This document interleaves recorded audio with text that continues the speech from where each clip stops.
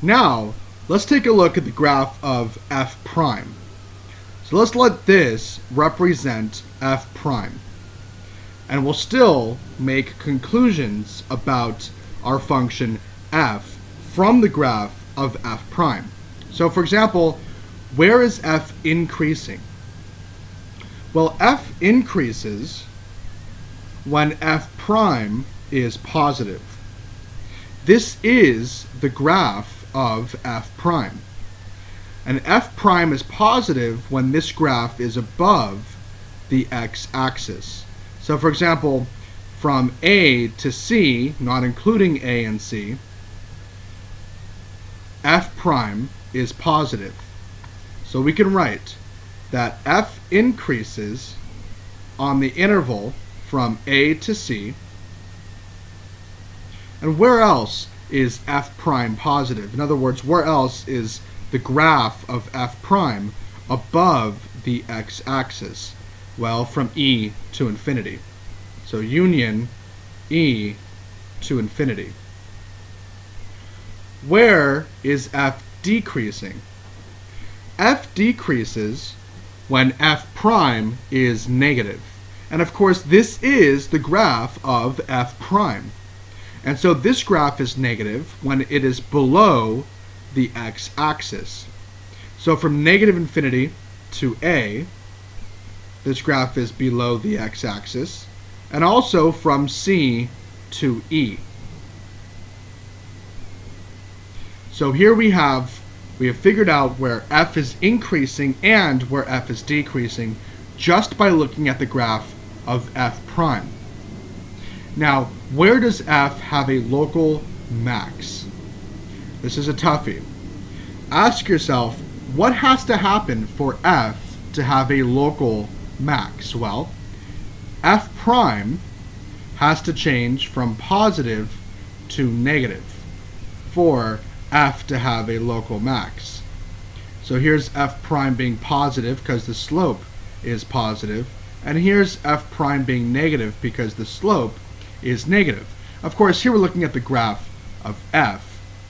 Over here, we can determine where f prime changes from positive to negative by looking at where it's positive and where it's negative. Remember, this is the graph of f prime. F prime is positive when the graph is above the x-axis, and f prime is negative when the graph of f prime is below the x-axis. So where does this graph go from above the x-axis to below the x-axis? The answer is at x equals c. X equals c is a relative max because f prime is positive and then it's negative.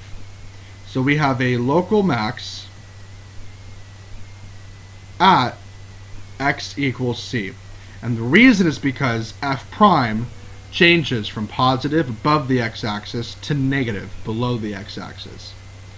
Where does f have a local min? Well, let's analyze this similarly. F has a local min when f prime changes from negative to positive. So here's the slope is negative, and here the slope is positive. Well, this is the graph of f prime over here.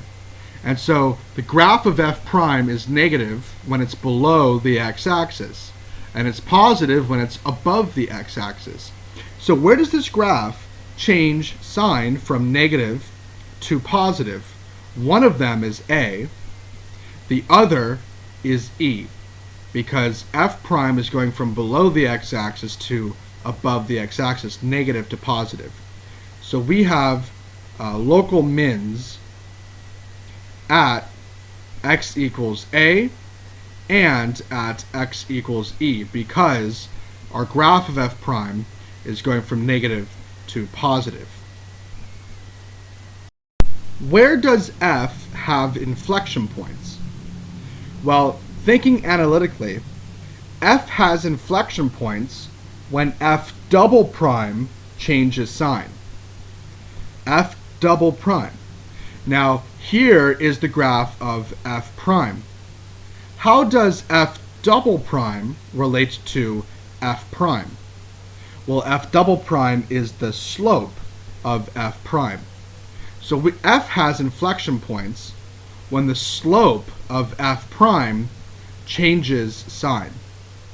So we need to look at the slope of f prime. For example, take a look at x equals b. To the left of b, the slope of f prime, or in other words f double prime, is positive. And to the right of b, the slope of f prime, or in other words f double prime, is negative. So at x equals b, f double prime changes from positive to negative. So we have an inflection point at x equals b. We also have an inflection point at x equals d, because the slope of f prime, f double prime, is negative, and then 0, and then to the right of d, the slope of f prime, or f double prime, is positive. So the slope of f prime, f double prime, changes from negative to positive at x equals d. And so therefore d is also an inflection point of f. And that brings us to concave up and down. F is concave up when f double prime is positive. F double prime, again, is the slope of f prime.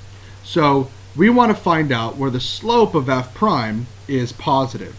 This occurs from negative infinity to b, because the slope of f prime is positive in that region, and from d to infinity, again because the slope of f prime is positive in that region as well.